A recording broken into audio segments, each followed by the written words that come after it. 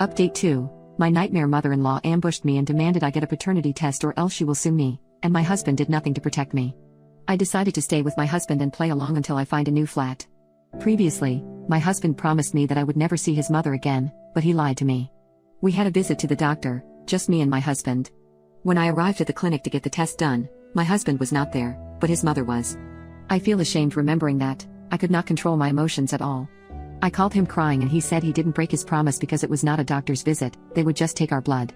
He was late to his appointment. I was alone with his mother in the room and I was crying the whole time. Nurses treated me badly, not talking to me and only talking to her and making faces when I made noises. Looking back, I see why they did that, because it did look like I was a young and stupid girl who cheated and is now paying for her choices, the way I acted. But I could not do anything about it. I had another episode where I had no thoughts, only panic, and could not control my emotions. Later I found out that his mother paid for the test as well. I still don't know why. He has enough money. After taking me home, he told me that I acted very inappropriately, and he feels ashamed because he can't invite his mother home. He also told me that my behavior makes him feel like he doesn't want to stay married to me. Now, I feel even thankful for this comment. It snapped me out of my panicked state. I felt a lot of shame for wanting a divorce, but this helped me understand that it is the right thing to do. I thought that when my husband and his mother would get the results, they would leave me alone, but I was wrong.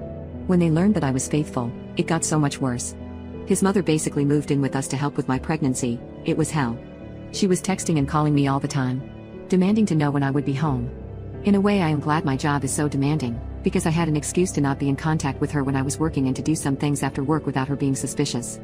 However, I still had to sleep and spend evenings and weekends at home, and it was hell.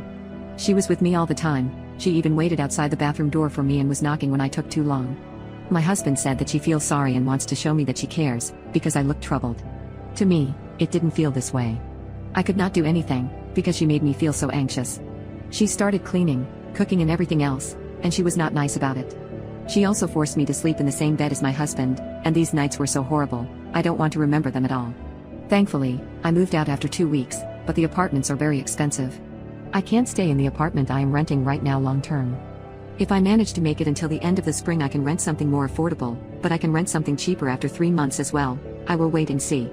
Because of the situation with his mother, I only took the most important things. Most of my clothes, books, little things I like stayed there, and I probably would not get them back, but I am okay with it.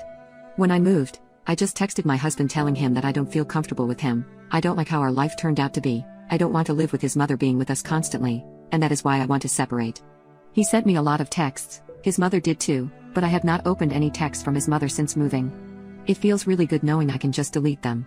My husband was very mad. He called me a lot of bad things, said a lot of unpleasant stuff, as well as racial stuff. Reading that made me cry. When he asked me if I wanted a divorce, I told him that having to sleep in the same bed with him again, and to endure his touch made me understand that not only do I not love him anymore, I feel disgusted.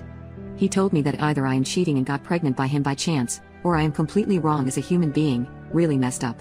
To be honest, I agree. I don't think it is normal to fall out of love this quickly, but I don't know why this happened. I guess I truly am a person who is very unwell. My husband demanded that I give him and his mother daily updates on my pregnancy, but by that time I was really sure that I wanted to terminate the pregnancy, so I had to move quickly. I ended up getting the termination done, and it felt very strange, like a sort of relief, I suppose. Honestly, despite the pain and the general feeling of being ill, which is still with me today, I felt so much better after the procedure mentally. I placed a lot of my attention on the divorce itself, thinking that it would put an end to my state of panic, but it turned out that ending the pregnancy was what I needed. I know it sounds bad, but I want to be truthful. My reasoning is, if it is a trauma response, this child does not deserve a mother like that. And I am, apparently, a deeply unwell person who can't control when they would become motionless and full of fear, and who can fall out of love in a day, so I won't be a good mother to anyone. And I have to say with all certainty, my husband's mother does not deserve to have children in her care. I texted my husband I am no longer pregnant, and for now I am ignoring his calls and texts. I can't deal with that. All my friends are his friends, and his mother told everyone that I was pregnant without my permission on her Instagram, so all of them knew that I was pregnant and probably know that I ended it by now. Some of our friends reached out to me after I moved, and were offering support, but nobody texts me now, and 2 of them unfollowed me on Instagram. I knew that would happen and I am okay with that. I never had friends. I was always a weird person.